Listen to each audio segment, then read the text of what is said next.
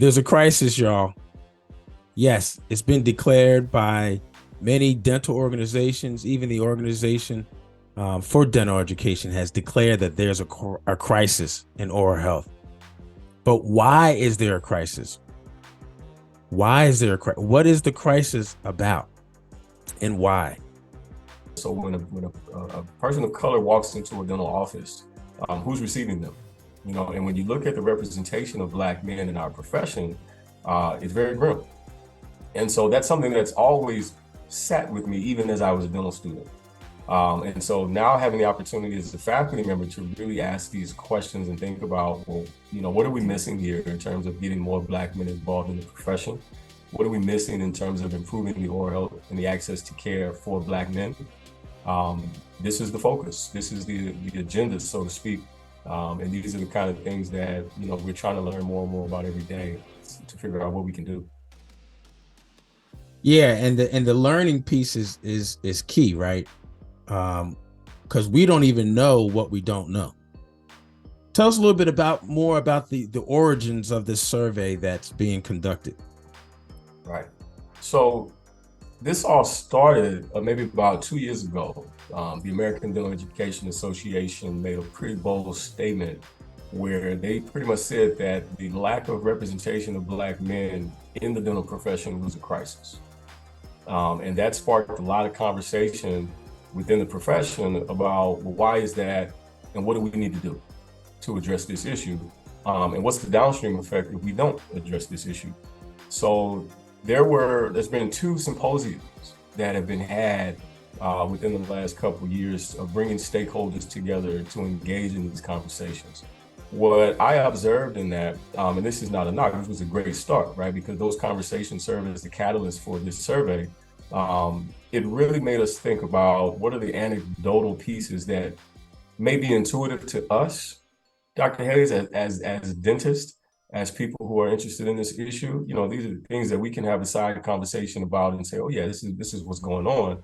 But when you walk into a dental school, you don't see a whole lot of people who look like us who can even share that anecdotal piece.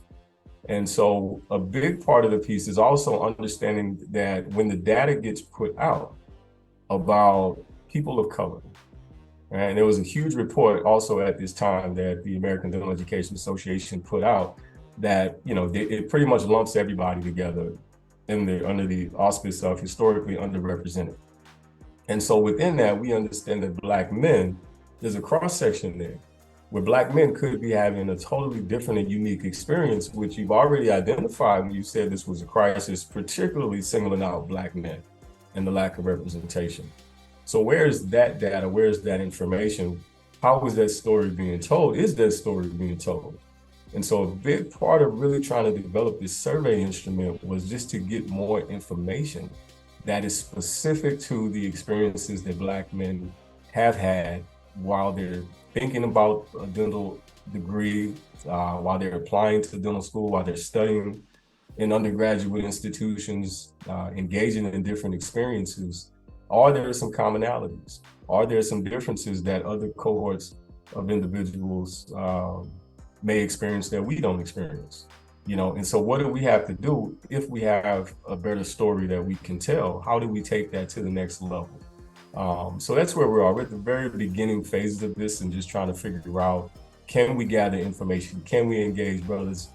Because that's also a part of the conversation as to why this has never been done, is people don't believe that, one, they don't believe it's enough Black men in the profession to give any meaningful data. 2, they don't believe that Black men are actually going to participate in the research.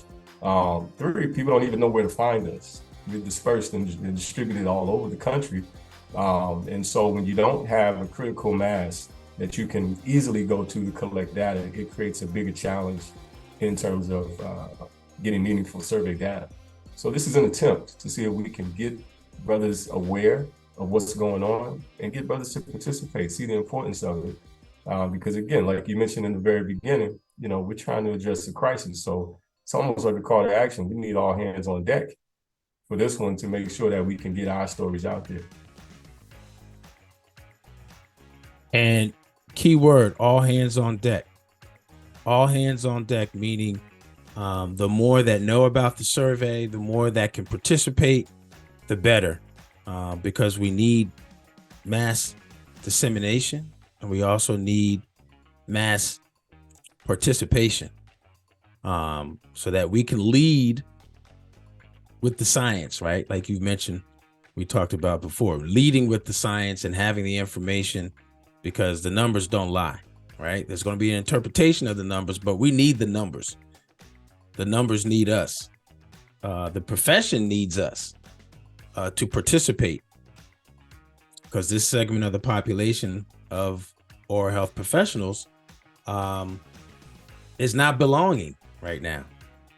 It's not necessarily completely integrated or being included, right? Not having their diverse backgrounds and experiences being shared, right? And they may feel that there's not an equal or equitable playing ground as well. But we don't know, because we haven't asked these questions of those individuals, and that's why the survey is so important.